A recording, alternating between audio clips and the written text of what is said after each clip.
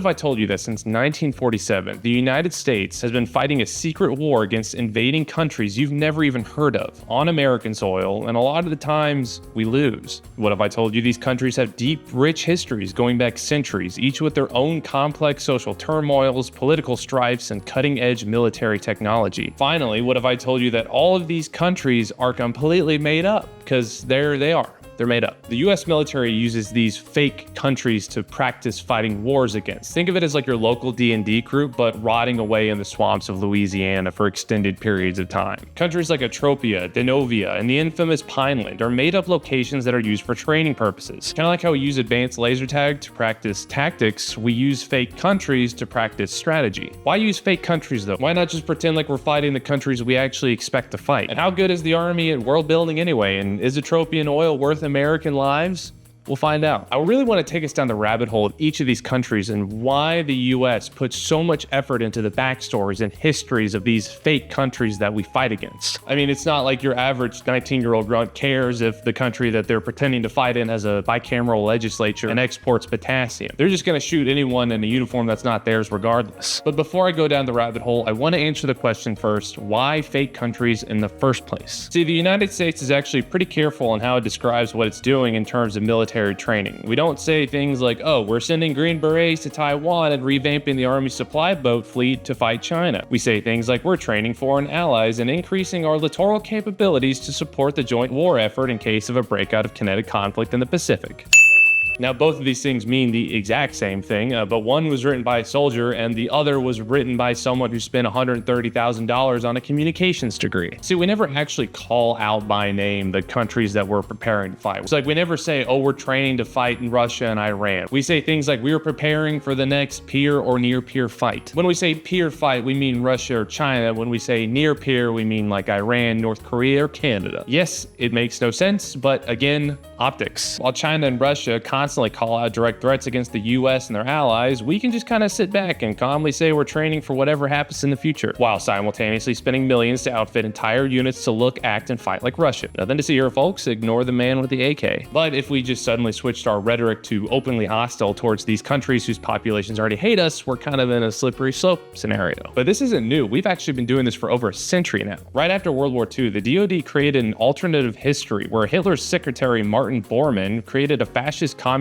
state that ended up sweeping most of Western Europe and then repeatedly invaded the continental US. This new fake country was named Aggressor, and the soldiers fighting for it nicknamed the Circle Trigons after their insignia. These guys had different doctrine and weren't really based off of any real-world armies. It was kind of a mixture of Spanish, Italian, and a few South American countries. Kind of sounds like a shitty, overpriced fusion restaurant. But the Trigons had other things like distinct uniforms and wooden mohawk things on the top of their helmet. Honestly, kind of cool, I'd rock it. To top it all off, they even tried to have troops assigned to aggressor units only speak in Esperanto, which was a language invented in 1887 designed to be the lingua franca of the 20th century. The language itself never ended up catching on. And the idea of trying to teach soldiers a second language in order to just go about their day-to-day business is laughable because most of us can't do English good. In the world of the Trigonists, they had successfully seized New England and Florida during a coastal invasion in 1947, and spies had created a rebellion along the Kentucky-Tennessee border and were planning an eventual assault on California. Interestingly enough, the lore behind the Circle Trigonists actually developed as the years went on. As the Cold War went on, aggressor manuals continuously referenced the Soviets as sympathizers, and towards the end of its lifespan, the Soviet Union was considered a full-on collaborator. Eventually, though, it all got a little too hokey, and complaints were made that the soldiers weren't taking the training scenarios seriously enough, which is kind of like the 70s version of being booted from your GTA modded server for breaking roleplay. In 1978, though, the Trigonists were completely scrapped in favor of the People's Republic of Krasnovia. And if you couldn't tell by the People's Republic part of the name, these were just full-on Soviet copies. In the world of Krasnovia, the Republic of Mojave was a strong ally to the United States government, but bitter enemies with the nearby kingdom of Perumphia, who themselves were allied with the Krasnovians. Stay with me though, because this is like the simplified version. I'm not even going to get into the militia warfare of the Baja Republic. Now, for decades, the kingdom of Pamphia and the Republic of the Mojave lived in tense but stable peace until uranium was found in the Mojave, sparking a joint invasion from Krasnovia and Parumpia. And wouldn't you know it, those darn Krasnovians launched their invasion just outside of Fort Irwin, where by pure coincidence, the US Army rotates in and out their mechanized units. You could have predicted that one. But the Krasnovians would have been the bad guys you fought against if you did an NTC rotation, and right now they're currently played by the 11th Armored Cavalry Regiment. Now, the story of the Krasnovians is kind of lazy in terms of their world building writing, and they probably had some of the worst viz mods in history. I mean, come on.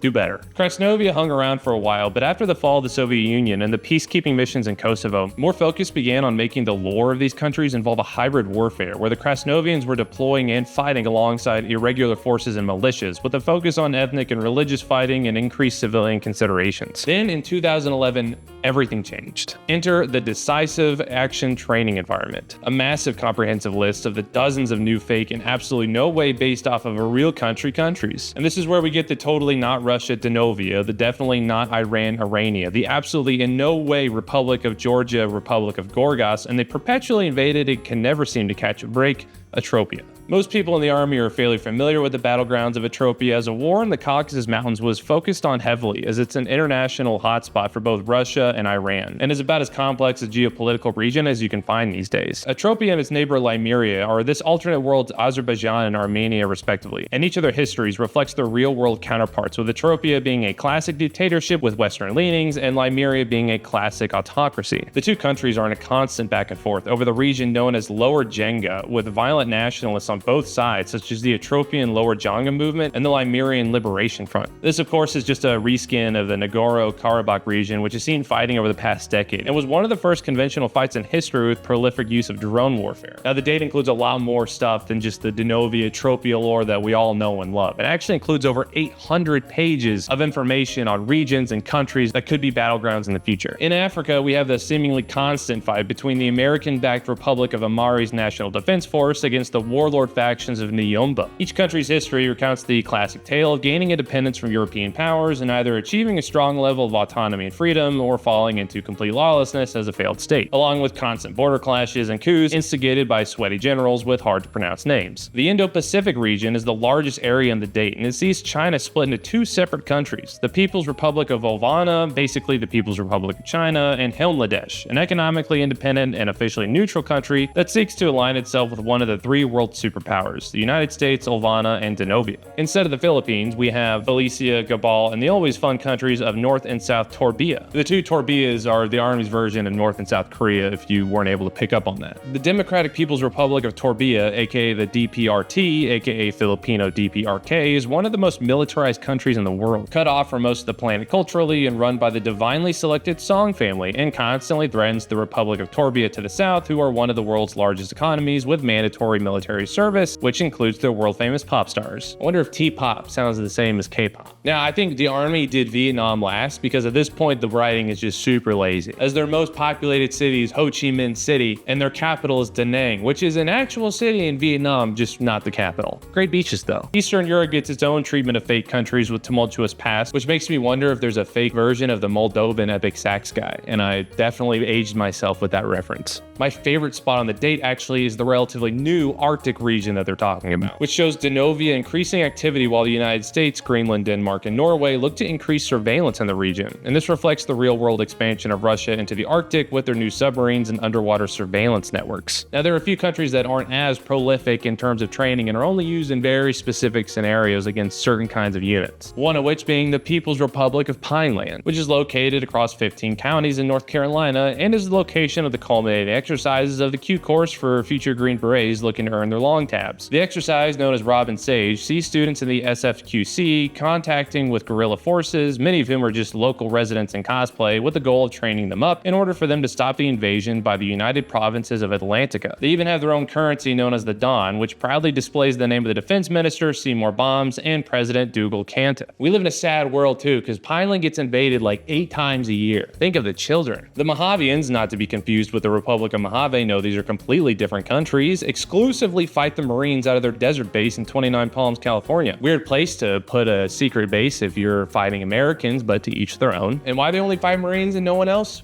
I don't know. But kind of like my one overly friendly PE teacher told me in private, we all have our preferences. The Centralian Revolutionary Force is a similar group who only fights Marines, but not just any Marines, no, exclusively brand new Marine second lieutenants. And these guys have kept the people of Centralia living in fear since before these butter bars were even born. In order to fight these young lieutenants, and despite massive casualties year after year, they still continue to fight, and you gotta respect them for that one. So now to the answer of the question, why even do all of this work in creating a backstory if in reality everyone knows that these are just American soldiers wearing different uniforms that we're fighting against? Why not just change the name and leave it at that if it's all about optics? And the answer, like most things in the military, is an acronym. That acronym is PMISI-PT, and this stands for Political, Military, Economic, Social, Information, Infrastructure, Physical Environment, and Time. Without boring you to literal tiers, each of these is an intelligence category about the country that will have some kind of effect on the battlefield and needs to be taken into consideration. So things like, what is the political type and environment in Gorgas? What kind of military power does Atropia have themselves? Is there a national holiday the Circle Trigonists hold dear that would possibly interrupt their operations or change their movements? How religious is the population, and how do they acquire their day-to-day information? Are bridges strong enough to support tanks, or am I about to cross a rickety nightmare over a river? Is the terrain a flat desert or mountainous jungle? And even things like, what time do people go to work in the morning? Because if we know what time people go to work in the morning, and then suddenly no one is going to work in the morning at that time, that means something bad is probably about to happen, and we need to take that into consideration. Maybe this fake country's economy relies on agriculture, and if we just start bombing every field that an enemy is in and we destroy their economy, what is that going to do to the fight? Are we even achieving our military goals at that point? All of this really just adds nuance to a training environment. It's a lot more realistic to take all these considerations in rather than just saying, hey, go find the guy in the DCU camo and shoot him. But at the end of the day, it's training how you fight, and it allows me to laugh at things like knowing the people I'm fighting are a militia known as the Falcon Bros, or imagining Kim Jong-un in shorts because it's too hot to wear pants in the Philippines. Thanks for watching. Let me know what I should cover next in the comments, subscribe, and I'll see you in the next one.